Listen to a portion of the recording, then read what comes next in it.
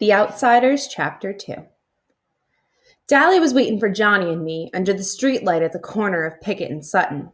And since we got there early, we had time to go over to the drugstore and the shopping center and goof around. We bought Cokes and blew the straws at the waitress and walked around eyeing things that were lying out in the open until the manager got wise to us and suggested we leave. He was too late, though. Dally walked out with 2 packages of Cools under his jacket.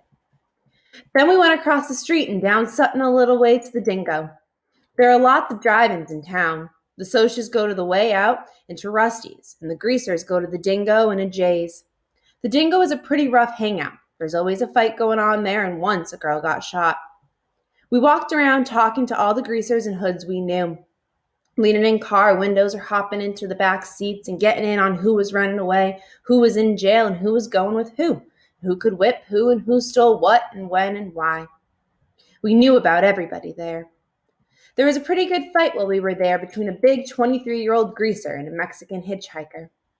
We left when the switchblades came out because the cops would be coming soon, and nobody in his right mind wants to be around when the fuzz show. We crossed Sutton and cut around behind Spencer's Special, the discount house, and chased 2 junior high kids across a field for a few minutes. By then it was dark enough to sneak in over the back fence of the Nightly Double drive-in. It was the biggest in town and showed 2 movies every night, and on the weekends 4. You could say you were going to the Nightly Double and have time to go all over town. We had the money to get in. It only costs a quarter if you're not in a car. But Dally hated to do things the legal way. He liked to show that he didn't care whether there was a law or not. He went around trying to break laws.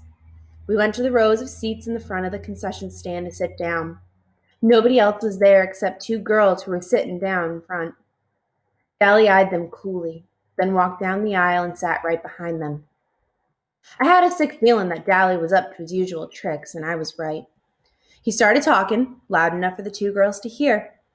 He started out bad and got worse. Dallas could talk awful dirty if he wanted to, and I guess he wanted to then. I felt my ears get hot. 2-Bit or Steve, or even Soda, would have gone right along with him, just to see if they could embarrass the girls. But that kind of kicks just doesn't appeal to me. I sat there, struck dumb, and Johnny left hastily to go get a Coke. I wouldn't have felt so embarrassed if they had been greasy girls. I might have even helped old Dallas. But those girls weren't our kind. They were tough-looking girls, dressed sharp and really good-looking. They looked about 16 or 17. One had short, dark hair, and the other had long red hair. The redhead was getting mad or scared. She sat up straight and she was chewing hard on her gum. The other one pretended not to hear Dally. Dally was getting impatient. He put his feet up on the back of the redhead's chair, winked at me, to beat his own record for saying something dirty. She turned around and gave him a cool stare. "Take your feet off my chair and shut your trap." Boy, she was good-looking. I'd seen her before. She was a cheerleader at our school. I'd always thought she was stuck up. Dally merely looked at her and kept his feet where they were. Who's gonna make me? The other one fumed around and watched us. "That's the greaser that jockeys for the Slash J sometimes," she said, as if we couldn't hear her. I'd heard the same tone a million times. Greaser, greaser, greaser. Oh yeah, I had heard that tone before too many times. What are they doing at a drive-in without a car? I thought. And Dallas said, "I know you 2. I've seen you around rodeos." It's a shame you can't ride bull half as good as you can talk it," the redhead said coolly and turned back around. That didn't bother Dally in the least. "You 2 barrel race, huh?" "You'd better leave us alone," the redhead said in a biting voice, "or I'll call the cops." "Oh, my, Dally looked bored. "You've got me scared to death. You ought to see my record sometime, baby." He grinned slyly. "Guess what I've been in for." "Please leave us alone," she said. "Why don't you be nice and leave us alone?" Dally grinned roguishly. "I'm never nice. Want a Coke?" She was mad by then. "I wouldn't drink it if I was starving in the desert. Get lost, hood." Dally merely shrugged and strolled off. The girl looked at him. I was half scared of her. I'm half scared of all nice girls, especially Socias. "Are you going to start in on us?" she asked. I shook my head wide-eyed. "No." Suddenly she smiled. Gosh, she was pretty. "You don't look the type. What's your name?" I wish she hadn't asked me that. I hate to tell people my name for the first time. Ponyboy Curtis. Then I waited for the "you're kidding" or "that's your real name" or one of the other remarks I usually get. Ponyboy's my real name, and personally I like it. The redhead just smiled. That's an original and lovely name. My dad was an original person, I said. I've got a brother named Soda Pop, and it says so on his birth certificate. My name's Sherry, but I'm called Cherry because of my hair. Cherry Valance. I know, I said. You're a cheerleader. We go to the same school.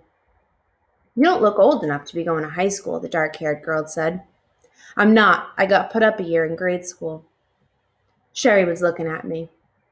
What a nice, smart kid like you running around with some trash like that for. I felt myself stiffen. I'm a grease, same as Dally. He's my buddy. I'm sorry, Ponyboy, she said softly. Then she said briskly, Your brother Soda Pop. Does he work at a gasoline station? A DX, I think? Yep. Man, your brother is one doll. I might have guessed you were brothers. You look alike. I grinned with pride.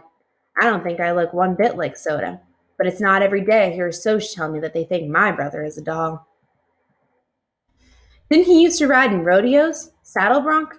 Yeah, Dad made him quit after he tore a ligament, though. We still hang around rodeos a lot. I've seen you two barrel race. You're good. Thanks, Cherry said, and the other girl whose name Marcia said, How come we don't see your brother at school? He's not any older than 16 or 17, is he? I winced inside. Told you I can't stand it that Soda dropped out. He's a dropout, I said roughly. Dropout. Made me think of some dumb, poor-looking hoodlum. Wandering the streets, breaking out streetlights. It didn't fit my happy-go-lucky brother at all. It fitted Dally perfectly, but she could hardly say it about Soda. Johnny came back then and sat down beside me. He looked around for Dally, then managed a shy hi to the girls and tried to watch the movie. He was nervous, though. Johnny was always nervous around strangers. Sherry looked at him, sizing him up as she had me. Then she smiled softly, and I knew she had sized him up right. Dally came striding back with an armful of Cokes. He handed one to each of the girls and sat down beside Cherry. This might cool you off, he said. She gave him an incredulous look, and then she threw her Coke in his face.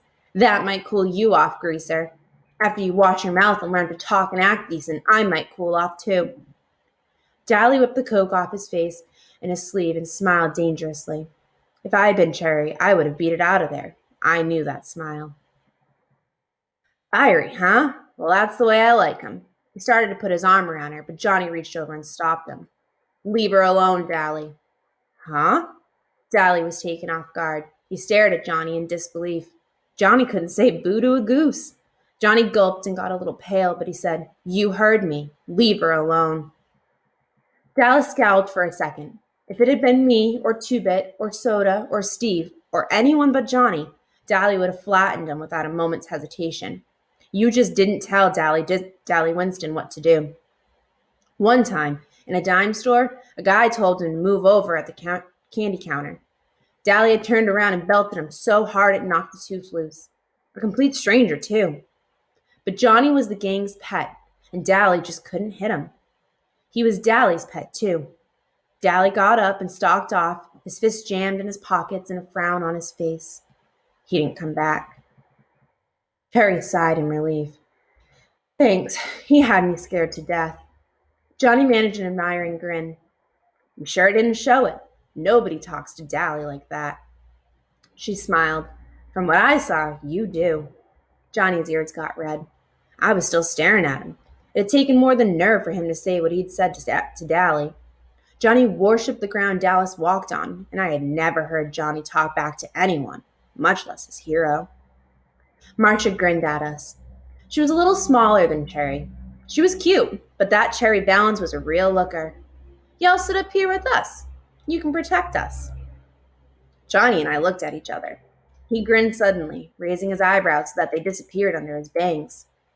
Would we ever have something to tell the boys? His eyes said plainly. We had picked up 2 girls and classy ones at that. Not any greasy broads for us, but real Soches. Soda would flip when I told him. Okay, I said nonchalantly. Might as well. I sat between them, and Johnny sat next to Cherry. How old are y'all? Marcia asked. 14, I said. "16," said Johnny. "That's funny," Marcia said. "I thought you were both 16?" Cherry finished for her. I was grateful. Johnny looked 14 and he knew it, and it bugged him something awful. Johnny grinned. "How come y'all ain't scared of us like you were Dally?" Cherry sighed. "You two are too sweet to scare anyone. First of all, you didn't join in Dallas's dirty talk, and you made him leave us alone. Aid, when we asked you to help sit up here with us, you didn't act like it was an invitation to make out for the night. Besides that, I've heard about Dallas Winston, and he looked as hard as nails and twice as tough. You two don't look mean." "Sure," I said tiredly. "We're young and innocent." "No," Sherry said, looking at me carefully. "Not innocent. You've seen too much to be innocent. Just not dirty." "Sally's okay," Johnny said defensively, and I nodded. "You take up for your buddies, no matter what they do. When you're a gang, you stick up for the members. If you don't stick up for them, stick together, make like brothers, it isn't a gang anymore. It's a pack, a snarling, distrustful, bickering pack like the Socias in their social clubs, or the street gangs in New York, or the wolves in the timber. He's tough, but he's a cool old guy." "He'd leave you alone if he knew you," I said. And that was true. When Steve's cousin from Kansas came down, Dally was decent to her and watched his swearing. We all did around nice girls who were cousinly type. I don't know how to explain it. We try to be nice to the girls we see once in a while, like cousins or the girls in class. But we still watch a nice girl walk by in a street corner and say all kinds of lousy stuff about her. Don't ask me why. I don't know why. "Well," Marcia said with finality, "I'm glad he doesn't know us." "I kind of admire him," Cherry said softly, so only I heard, and then we settled down to watch the movie. Oh yeah, we found out why they were without a car. They'd come with their boyfriends but walked out on them when they found out the boys had brought some booze along. The boys had gotten angry and left. "I don't care if they did," Cherry sounded annoyed. "It's not my idea of a good time to sit in a drive-in and watch people get drunk." You could tell by the way she said it that her idea of a good time was probably high class and probably expensive. They decided to stay and see the movie anyway. It was one of those beach party movies with no plot and no acting, but a lot of girls in bikinis and some swinging songs, so it was all right. We were all four sitting there in silence when suddenly a strong hand came down on Johnny's shoulder, and another on mine, and a deep voice said, "Okay, greasers, you've had it." I almost jumped out of my skin. It was like having someone leap out from behind a door and yell boo at you. I looked fearfully over my shoulder, and there was Two-Bit, grinning like a cheesy cat. Glory, Two-Bit, scare us to death. He was good at voice intimidations, and he had sounded for all the world like a snarling Soch. Then I looked at Johnny. His eyes were shut, and he was as white as a ghost. His breath was coming in smothered gasps. Two-Bit knew better than to scare Johnny like that. I guess he'd forgotten. He's kind of scatterbrained. Johnny opened his eyes and said weakly, "Hey, Two-Bit." Two-Bit messed up his hair. "Sorry, kid. I forgot." He climbed over the chair and plopped down beside Marcia. "Who's this? Your great aunts?" "Great-grandmothers, twice removed," Cherry said smoothly. Couldn't tell if Two-Bit was drunk or not. It's kind of hard to tell with him. He acts boozed up sometimes even when he's sober. He cocked one eyebrow up and the other down, which he always does when something puzzles him, or bothers him, or when he feels like saying something smart. "Shoot, you're 96 if you're a day." "I'm a knight," Marcia said brightly. Two-Bit stared at her admiringly. "Brother, you're a sharp one. Where'd you two ever get to be picked up by a couple of greasy hoods like Pony and Johnny?" "We really picked them up," Marcia said. "We're really Arabian slave traders, and we're thinking about shanghaiing them. They're worth 10 camels apiece, at least." "5," Two-Bit disagreed. "They don't talk Arabian, I don't think. Say something in Arabian, Johnny Cake." "Aw, cut it out," Johnny broke in. "Dally was bothering them, and when he left, they wanted us to sit with them to protect them. Against wisecracking greasers like you, probably." Two-Bit grinned, because Johnny didn't usually get sassy like that. We thought we were doing good if we could get him to talk at all. Incidentally, we don't mind being called greaser by another greaser. It's kind of playful then. "Hey, where is Dally anyways?" "He went hunting some action, booze or dames or a fight. I hope he don't get jailed again. He just got out." "He'll probably find the fight," Two-Bit stated cheerfully. "That's why I came over. Mr. Timothy Shepard and company are looking for whoever kindly slashed their car's tires, and since Mr. Curly Shepard spotted Dallas doing it, well, does Dally have a blade? Not that I know of, I said. I think he's got a piece of bite, but he busted his blade this morning. Good. Tim will fight fair if Dally don't pull a blade on him. Dally shouldn't have any trouble. Sherry and Marcia were staring at us. You don't believe in playing rough or anything, do you? Fair fight isn't rough, Two-Bit said. Blades are rough. So are chains and heaters and pool sticks and rumbles. Skin fighting isn't rough. It blows off steam better than anything. There's nothing wrong with throwing a few punches. Socias are rough. They gang up on one or two and they rumble each other with their social clubs. Us greasers usually stick together. But when we do fight among ourselves, it's a fair fight between two.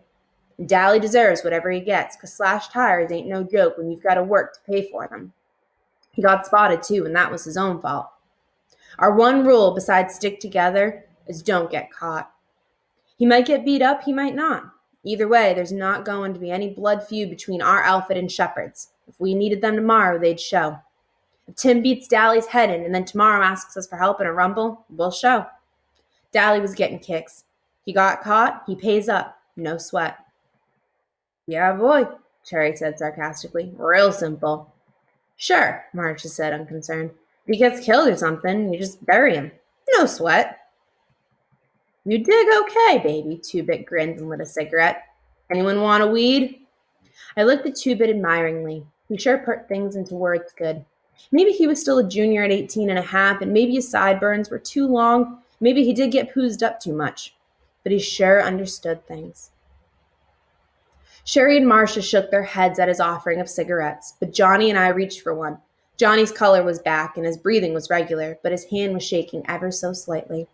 A cigarette would steady it. Pony boy, will you come with me to get some popcorn? Cherry asked. I jumped up. Sure, y'all want some? I do, said Marcia. She was finishing the Coke Dally had given her. I realized then that Marcia and Cherry weren't alike. Cherry had said she wouldn't drink Dally's Coke if she was starving, and she meant it. It was the principle of the thing. But Marcia saw no reason to throw away a perfectly good Coke. Free Coke. Me too, said Two-Bit. He flipped me a 50-cent piece. Get Johnny some too, I'm buying, he added as Johnny started to reach into his jeans pocket. We went to the concession stand, and as usual, there was a line a mile long, so we had to wait. Quite a few kids turned to look at us. We didn't see a kid grease and a social cheerleader together often. Sherry didn't seem to notice. Your friend, the one with the sideburns. He's okay. He ain't dangerous like Dallas, if that's what you mean. He's okay. She smiled, and her eyes showed that her mind was on something else. Johnny. Been hurt bad sometime, hasn't he? It was more of a statement than a question. Hurt and scared? It was the Socias, I said nervously. But there were plenty of Socias milling around, and some of them were giving me funny looks, as if I shouldn't be with Cherry or something. And I don't like to talk about it either. Johnny getting beat up, I mean. But I started in, talking a little faster than I usually do, because I don't like to think about it either. It was almost 4 months ago. I had walked down to the DX station to get a bottle of pop and a C. Stevens soda, because they'll always buy me a couple of bottles and let me help work on the cars. I don't like to go on weekends, because then there's usually a bunch of girls down there flirting with soda. All kinds of girls. Socias, too. I don't care too much for girls yet. Soda says I'll grow out of it. He did. It was a warm spring day with the sun shining bright, but it was getting chilly and dark by the time we started for home. We were walking because we had left Steve's car at the station. At the corner of our block, there's a wide open field where we play football and hang out, and it's often the site for rumbles and fistfights. We were passing it, kicking rocks down the street and finishing our last bottle of Pepsi, when Steve noticed something lying on the ground. He picked it up. It was Johnny's blue jeans jacket, the only jacket he had. Looks like Johnny forgot his jacket, Steve said, slinging it over his shoulder to take it by Johnny's house. Suddenly he stopped and examined it more carefully. There was a stain the color of rust across the shoulder.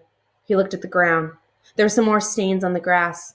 He looked up and across the field with a stricken expression on his face. I think we all heard the low moan and saw the dark, motionless hump on the other side of the lot at the same time. Soda reached him first. Johnny was lying face down on the ground. Soda turned him over gently, and I nearly got sick. Someone had beaten him badly. We were used to seeing Johnny banged up. His father clobbered him around a lot, and although it made us madder than heck, we couldn't do anything about it. But those beatings had been nothing like this. Johnny's face was cut up and bruised and swollen, and there was a wide gash from his temple to his cheekbone. He would carry that scar all his life. His white t-shirt was splattered with blood. I just stood there, trembling with sudden cold. I thought he might be dead. Surely nobody could be beaten like that and live. Soda closed his eyes for a second and muffled a groan as he dropped on his knees beside Soda. Somehow the gang had sensed what happened. Two-Bit was suddenly there beside me, and for once his normal comical grin was gone. His dancing gray eyes were stormy. Derry had seen us from our porch and ran toward us, suddenly skidding to a halt. Dally was there too, swearing under his breath and turning away with a sick expression on his face. I wondered about it vaguely. Dally had seen people killed on the streets of New York's West Side. Why did he look sick now? Johnny? Soda lifted him up and held him against his shoulder. He gave the limp body a slight shake. Hey, Johnny Cake. Johnny didn't open his eyes, but there came a soft expression. Soda? Yeah, it's me, Soda Pop said. Don't talk. You're going to be okay. There was a whole bunch of 'em, Johnny went on, swallowing, ignoring Soda's command. A blue Mustang full. I got so scared. He tried to swear, but he suddenly started crying, fighting to control himself and sobbing all the more because he couldn't. I had seen Johnny take a whipping with a 2x4 from his old man and never let out a whimper. That made it worse to see him break now. Soda just held him and pushed Johnny's hair back out of his eyes. It's okay, Johnny Cake. They're gone now. It's okay. Finally, between sobs, Johnny managed to gasp out his story. He'd been hunting our football to practice a few kicks when a blue Mustang had pulled up beside the lot. There were 4 Socs in it. They had caught him, and one of them had a lot of rings on his hand. That's what had cut Johnny's face up so badly. It wasn't just that he had beaten him half to death. He could take that. They had scared him. They had threatened him with everything under the sun, and Johnny was high-strung anyway, a nervous wreck from getting belted every time he turned around and from hearing his parents fight all the time. Living in those conditions might have turned someone else rebellious and bitter. It was killing Johnny. He had never been a coward. He was a good man in a rumble. He stuck up for the gang and kept his mouth shut good around cops. But after the night of the beating, Johnny was jumpier than ever. I didn't think he'd ever get over it. Johnny never walked by himself after that. And Johnny, who was the most law-abiding of all of us, now carried in his back pocket a 6-inch switchblade. He'd use it, too, if he ever got jumped again. They had scared him that much. He would kill the next person who jumped him. Nobody was ever going to beat him up like that again. Not over his dead body. I had nearly forgotten that Sherry was listening to me. But when I came back to reality and looked at her, I was startled to find her white as a sheet. All Socs aren't like that, she said. You have to believe me, Pony. Not all of us are like that. Sure, I said. That's like saying all greasers are like Dallas Winston. I'll bet he jumped a few people. I digested that. It was true. Dally had jumped people. He had told us stories about muggings in New York that made the hair on the back of my neck stand up. But not all of us were that bad. Sherry no longer looked sick, only sad. I'll bet you think the Socs have it made. The rich kids, the West Side Socs. I'll tell you something, Pony Boy, and it may come as a surprise. We have troubles you've never even heard of. You want to know something? She looked me straight in the eye. Things are rough all over. I believe you, I said. We'd better get back out there with the popcorn or Two-Bit'll think I ran off with his money. We went back and watched the movie through again. Marcia and Two-Bit were hitting it off fine. Both had the same scatterbrained sense of humor. But Cherry and Johnny and I just sat there, looking at the movie and not talking. I quit worrying about everything and thought about how nice it was to sit with a girl without having to listen to her swear or to beat her off at the club. I knew Johnny liked it too. He didn't talk to girls much. Once, while Dallas was in reform school, Sylvia had started hanging on to Johnny and sweet-talking him, and Steve got a hold of her and told her if she tried any of her tricks with Johnny, he'd personally beat the tar out of her. Then he gave Johnny a lecture on girls and how a sneaky little broad like Sylvia would get him into a lot of trouble. As a result, Johnny never spoke to girls much, but whether that was because he was scared of Steve or because he was shy, I couldn't tell. I got the same lecture from Two-Bit after we picked up a couple of girls downtown one day. Thought it was funny because girls are one subject even Derry thinks I use my head about. And it really had been funny because Two-Bit was half crocked when he gave me the lecture, and he told me some stories that about made me want to crawl into the floor or something. But he had been talking about girls like Sylvia and the girls he and Dally and the rest picked up at drive-ins downtown. And he never said anything about Sochi girls, so I figured it was all right to be sitting there with them, even if they did have their own troubles. I really couldn't see what Sochas have to sweat about. Good grades, good cars, good girls, Madras and Mustangs and Corvairs. Man, I thought, if I had worries like that, I'd consider myself lucky. I know better now. And that's the end of chapter 2.